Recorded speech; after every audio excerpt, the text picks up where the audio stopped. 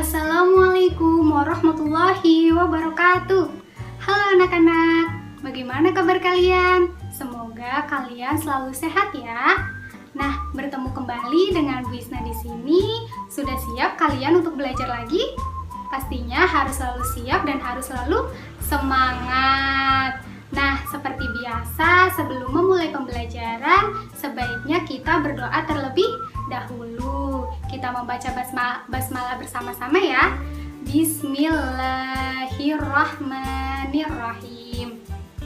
Semoga dengan bacaan basmalah yang telah kita panjatkan tadi dapat memperlancar kegiatan pembelajaran pada hari ini dan kalian dapat memahami materi-materi yang akan Ibu sampaikan sehingga materi-materi tersebut dapat bermanfaat.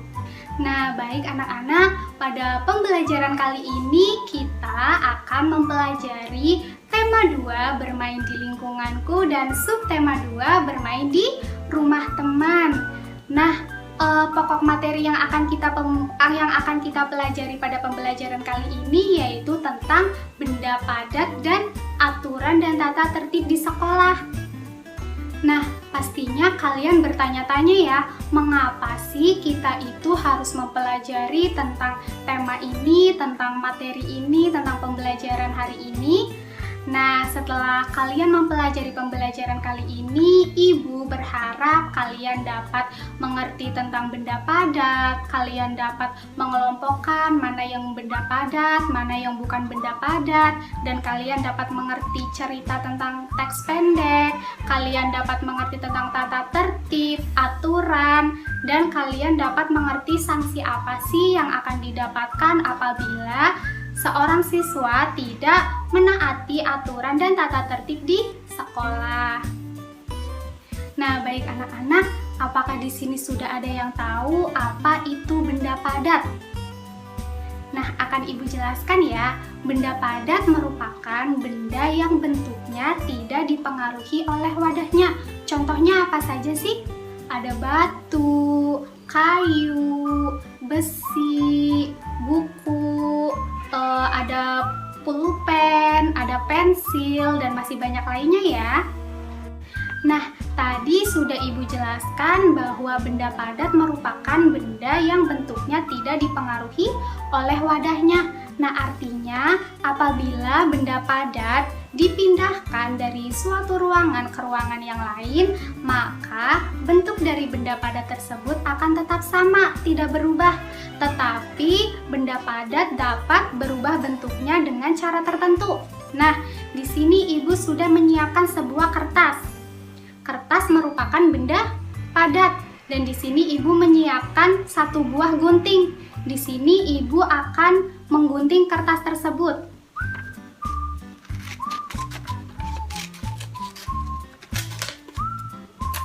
Nah, sekarang Ibu sudah mengguntingnya. Apakah kertas yang merupakan benda padat ini bentuknya berubah? Berubah ya, yang semulanya kertas ini berbentuk persegi panjang. Setelah Ibu gunting, kertas tersebut menjadi 2 dan bentuknya tidak beraturan. Nah, dengan contoh yang telah Ibu contohkan tadi, dapat disimpulkan bahwa sifat dari benda padat yaitu yang pertama, bentuknya tetap. Yang kedua, dapat diubah bentuknya dengan cara tertentu, seperti yang telah Ibu contohkan tadi ya, dengan kertas digunting. Nah, yang terakhir, sifat dari benda padat yaitu memiliki massa. Nah, tadi sudah Ibu jelaskan bahwa salah satu contoh dari benda padat yaitu ada buku. Nah, misalkan kalian melakukan kegiatan membaca buku di perpustakaan. Nah, apabila kalian telah selesai membaca buku tersebut, alangkah baiknya kalian harus mengembalikan buku yang telah kalian baca tersebut ke tempatnya yang semula. Nah, kegiatan yang kalian lakukan merupakan masuk ke dalam apa? Ya, benar sekali ya. Kegiatan yang kalian lakukan merupakan termasuk ke dalam aturan dan tata tertib di sekolah, yaitu aturan yang berada di perpustakaan sekolah. Nah, tata tertib sendiri itu apa sih, Bu? Akan Ibu jelaskan ya. Tata tertib merupakan peraturan yang harus dipatuhi dan dilaksanakan. Apabila dilanggar, maka akan mendapatkan hukuman atau sanksi. Nah, contoh-contoh dari tata tertib yang ada di sekolah ada apa saja ya?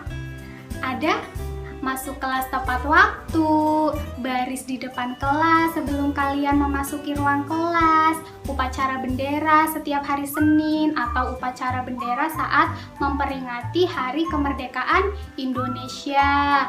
Terus ada juga tata tertib kalian harus mengerjakan tugas sekolah maupun tugas pekerjaan rumah. Kalian harus membersihkan kelas pada saat kalian ada jadwal piket, dan ada masih banyak yang lainnya ya.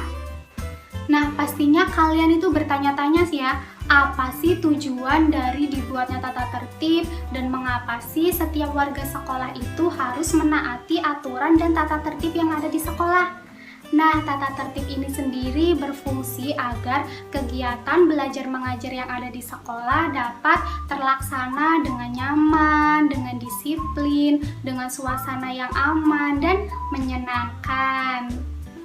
Nah, terus apa sih yang terjadi apabila kita tidak menaati aturan dan tata tertib di sekolah?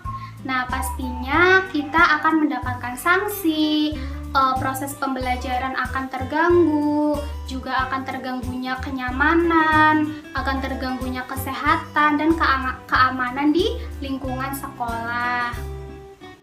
Nah, baik anak-anak, jadi apa kesimpulan pembelajaran pada kali ini? Nah, kesimpulan pada pembelajaran kali ini yaitu benda padat merupakan benda yang bentuknya tidak dipengaruhi oleh wadahnya. Contohnya ada apa saja tadi benda padat? Ada buku, batu, kayu, besi, ballpoint, dan masih banyak yang lainnya ya. Nah, sedangkan tata tertib merupakan peraturan yang harus dipatuhi dan dilaksanakan. Apabila dilanggar akan mendapatkan sanksi atau hukuman. Nah, oleh karena itu kita sebagai warga sekolah harus menaati peraturan dan tata tertib yang ada di sekolah agar semuanya dapat berjalan dengan lancar. Nah, baik anak-anak, sekian untuk pembelajaran pada pertemuan kali ini. Pesan ibu, kalian harus tetap semangat belajar dan jaga kesehatan. Sampai bertemu di pembelajaran berikutnya ya. Sampai jumpa. Wassalamualaikum warahmatullahi wabarakatuh.